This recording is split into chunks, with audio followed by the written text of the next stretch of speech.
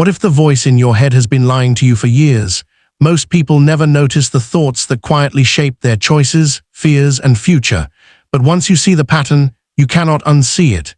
Stay with me, because what you hear next may change the way you think, react, and live from today onward for good. A lot of people think their biggest problem is lack of motivation, lack of time, or bad luck. But many times, the real issue starts much earlier, in the quiet thoughts running in the background all day. These thoughts are so normal to us that we rarely stop and question them. A person might think, I always mess things up, I'm not confident enough, or people like me never succeed. After hearing the same message in the mind again and again, the person begins to act as if it is true. That is how hidden mental patterns control life. They do not usually shout, they whisper. They influence how you speak, how you respond to problems, how quickly you give up, and even what chances you avoid. For example, someone who secretly believes they are not smart enough may stay silent in important moments, even when they have a great idea. Another person may want a better life, but because they expect failure, they stop trying too soon. It is not because they are weak. It is because their mind has been trained to expect the wrong outcome. The powerful part is this: once you notice the pattern, you can begin to change it. The thought may still appear, but now you can pause and ask, is this actually true, or is this just an old message I kept repeating? That one question creates space, and in that space, better choices become possible. Real growth often begins with awareness, not perfection. You do not need to fix your whole life in one day.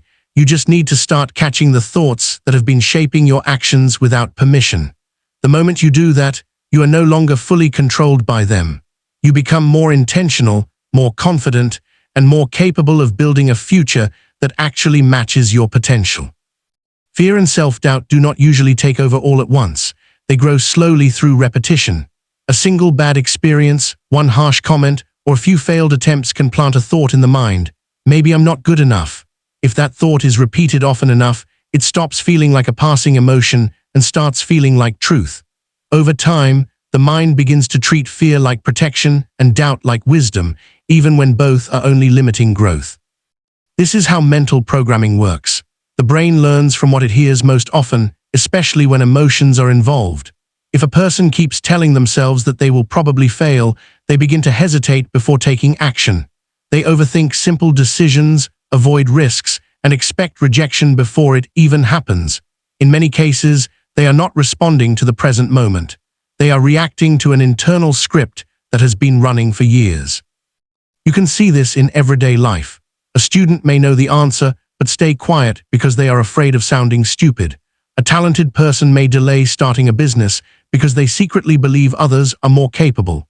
Someone may stay in a situation that no longer helps them simply because self-doubt keeps saying, "You won't do better than this." None of these choices happen by accident. They come from repeated fear-based thinking that has trained the person to stay small. The good news is that programming can be changed. Fear may still speak, but it does not have to lead. The first step is to notice the pattern and question it. Ask yourself, is this warning real, or is this just an old fear speaking again? That small pause is powerful. It breaks the automatic cycle. And when you stop obeying every fearful thought, you begin teaching your mind a new message. Growth is possible, action is safe, and you are more capable than your fear wants you to believe. One of the most important lessons a person can learn is this: not every thought deserves to be believed. The mind can sound confident even when it is completely wrong. It can make assumptions, exaggerate problems, and turn small fears into big conclusions. Just because a thought feels strong does not mean it is true. A worried mind can say, "You are going to fail," "they are judging you," or "it is too late for you," even when there is no real proof. This happens because the mind is shaped by memory, emotion, stress, and past experiences. If you have been hurt, embarrassed, rejected, or disappointed before, your brain may try to protect you by expecting the worst. It thinks it is helping, but in reality it often creates false alarms. For example, you send a message and do not get a quick reply. Your mind may instantly say, "They are upset with me." In truth, the person may just be busy. Or maybe you make one mistake and your mind jumps to, "I ruin everything." That is not truth. That is emotion speaking louder than reason. Learning this can change the way you live. Instead of accepting every negative thought as a fact, you begin to test it. You ask, what evidence do I actually have? Am I reacting to the present or to an old fear? Is there another explanation? These questions help you slow down and think clearly instead of getting pulled into panic, shame, or hopelessness. The goal is not to silence your mind completely. The goal is to stop letting every thought control your actions. When you learn to separate truth from mental noise, you become calmer, wiser, and more emotionally free.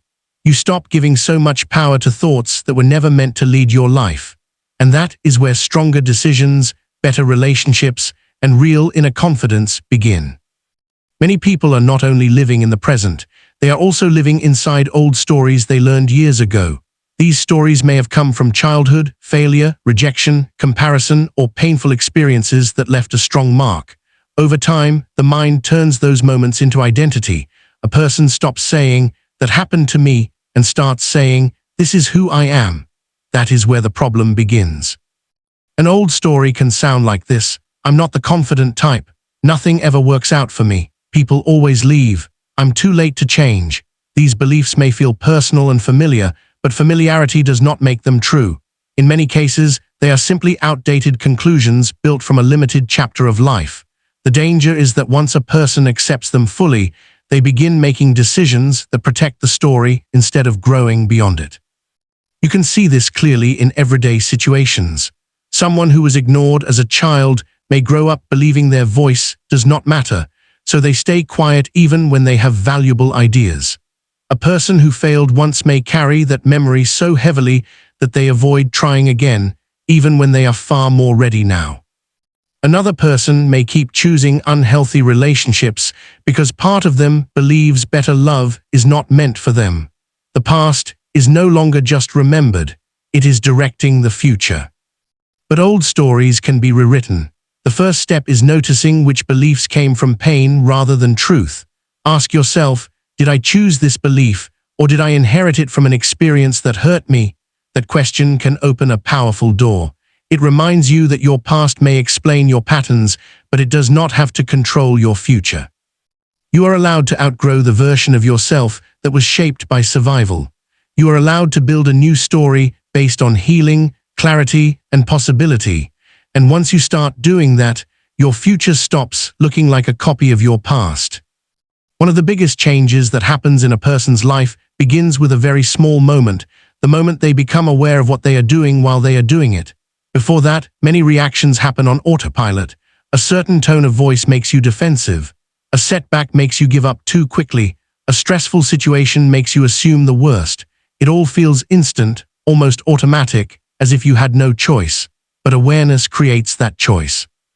When you become more aware, you start noticing the space between what happens and how you respond. That space may only last a few seconds, but it is powerful. Instead of reacting from habit, fear, or anger, you begin to pause. You notice your emotions rising. You catch the thought forming. You realize, "I've been here before." That recognition alone can stop a pattern from taking over. Think about how this works in real life. Someone criticizes you, and normally you would shut down or react harshly. But with awareness, you notice the emotional trigger before it fully controls you. You take a breath. You listen more carefully. You respond with more calm. Or maybe you feel the urge to procrastinate, scroll endlessly, or avoid an important task. Awareness helps you see that urge clearly instead of blindly following it. The habit loses some of its power the moment it is seen. This does not mean you become perfect overnight. You will still have emotional reactions, bad days, and moments of weakness. But awareness helps you recover faster and act with more intention. It teaches you that you are not the same as every feeling or impulse that passes through you. That is why awareness is so valuable. It turns unconscious patterns into visible ones. And once you can see a pattern clearly, you are finally in a position to change it. That is where self-control, emotional strength, and real personal growth begin. Real change does not begin when life becomes easy.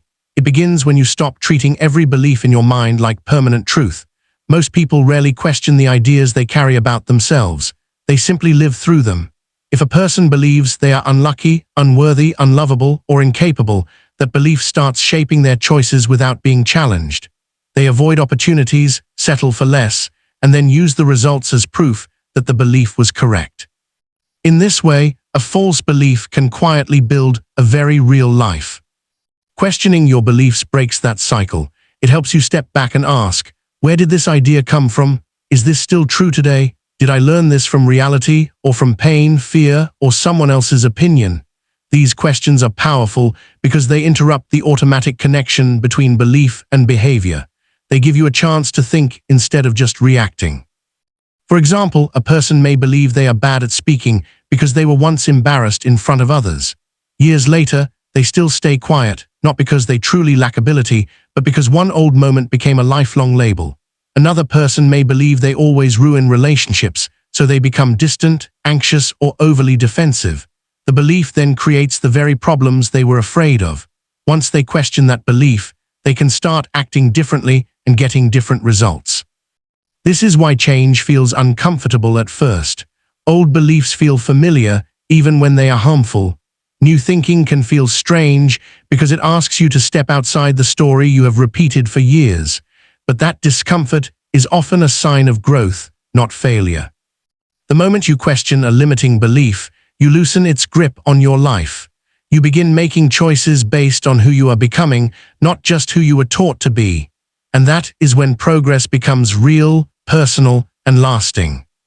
Your mind can change, your story can change, and your future can too. This is your turning point. Subscribe to Quantum Core and comment, I choose a stronger mind today.